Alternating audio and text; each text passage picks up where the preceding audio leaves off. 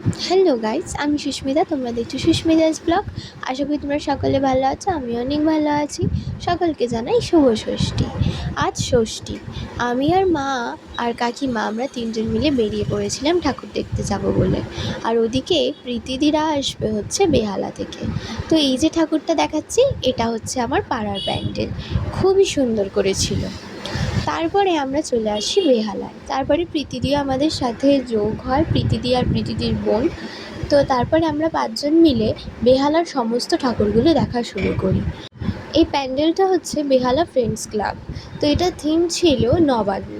ভীষণই সুন্দর আর ইউনিক করেছিল, আমার তো খুবই ভালো লেগেছে।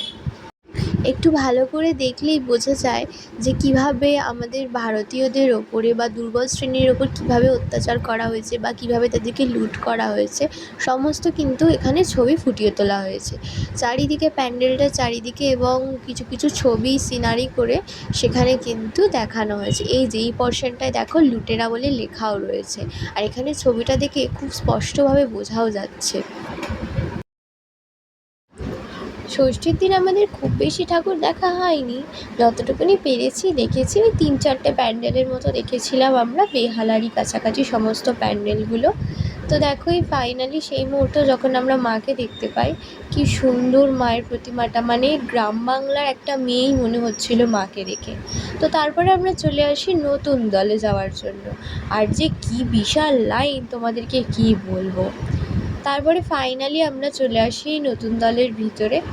তো এই ছিল নতুন দলের প্যান্ডেল। তো এটাও বেশ ভালো লাগছিল, কি সুন্দর চারিদিকটা। আমি প্রথমে ভেবেছিলাম যে এটা বোধহয় মার্বেল, কিন্তু না, মার্বেল নয়।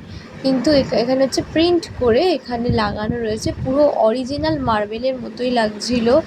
আর চারপাশটা ছিল বেশ সুন্দর। তো এখানে একটা মন্দির করেছিল, সেটা হচ্ছে শিবানী ধাম। এই প্যান্ডেলটাও এত সুন্দর করেছিল, দেখে মনে হচ্ছিল যে একদম আসল পাথর দিয়ে পাথর খোদাই করে তৈরি করা হয়েছে। মাঝে মাঝে প্যান্ডেলগুলো আমি দেখি আর ভাবি যে যে সমস্ত শিল্পীরা এই সমস্ত প্যান্ডেলগুলো তৈরি করেন, তাদের হাতের কাজ কতটাই নিখুঁত, তারা কতটা কষ্ট করে কতটা সুন্দর করে প্যান্ডেলগুলো বানান। এই যে এটা হচ্ছে মায়ের প্রতিমা। তারপর ওখান থেকে আমরা চলে আসি হচ্ছে কেপার মাঠে। কেপার মাঠের থিম ছিল মনসা কথা। তো মা মনসার জয়কীর্তন নিয়েই এই পুরো প্যান্ডেলটার থিম ছিল। এটাও ছিল বেশ ইউনিক, এই প্রথমবার কোথাও যে মা মনসার মানে সম্পর্কে সেই নিয়ে প্যান্ডেলের থিম করা হয়েছে। তো এটাও দেখে খুব ভালো লাগছে। আর ওইখানে দেখো একটা ডুপ্লিকেট একটা মৌচাক তৈরি করেছে, যেটাকে দেখে একদম অরিজিনাল মনে হচ্ছিলো। আর ভিতরটা ঢুকে মনে হচ্ছিলো আমি যেন কোনো গ্রামের পরিবেশে ঢুকে পড়েছি। তো এত সুন্দরভাবে ফুটিয়ে তোলা হয়েছে, তো খুবই সুন্দর ছিল এই প্যান্ডেলটাও। আর মায়ের প্রতিমা নিয়ে তো কোনো কথাই হবে না, যে দেখতেই পেলে। তারপর চলে আসি হচ্ছে যুবশক্তি কালচারাল ক্লাবে। তো এখানেরও বেশ ইউনিক থিম ছিল, পাখা দিয়ে, কুলো দিয়ে, ঝুড়ি দিয়ে। তো এটাও বেশ ভালোই লেগেছে আমার। তো আজকের ব্লগটা হচ্ছে এই পর্যন্তই। ভালো লাগলে অবশ্যই একটা তোমরা লাইক কমেন্ট করে দিও। আর সবাই ভালো থেকো, সুস্থ থেকো। দেখা হবে অন্য কোনো ভিডিওতে। চলো টাটা।